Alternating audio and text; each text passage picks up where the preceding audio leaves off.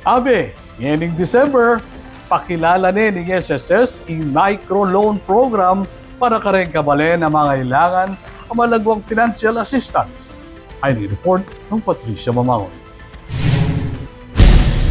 Meto nga ba yung programa yung sasadya ng Social Security System o SSS bang makasahop karang miyembrong mangailangan. Agpang kang SSS President Robert Joseph Declaro, target dang ikasa bayo mayaring Disyembre ing meto nga microloan program kaya duwangan ng Union Bank. By Christmas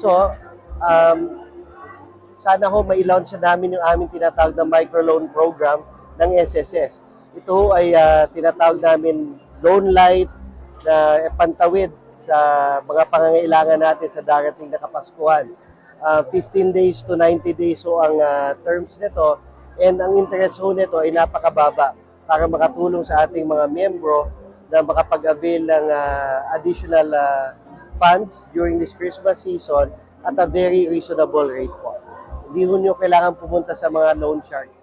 Kapag nasaning programa yung mamye pansamantalang sahup, bang edala mapilitan na manutang pansamantala kareng lending schemes at mabiktima kareng loan sharks. Maging kapareho yan namang kanuyitiking kasalukuyan na loan interest rates ng SSS at malyaring bayaran manibat 15 hanggang 10 aldo. Dagdag na pang deklaro at uring iting pamaskong handog ng SSS para king karelang miyembro at makasadya iting umpisa na tibuklat kareng aliwa pang partner banks.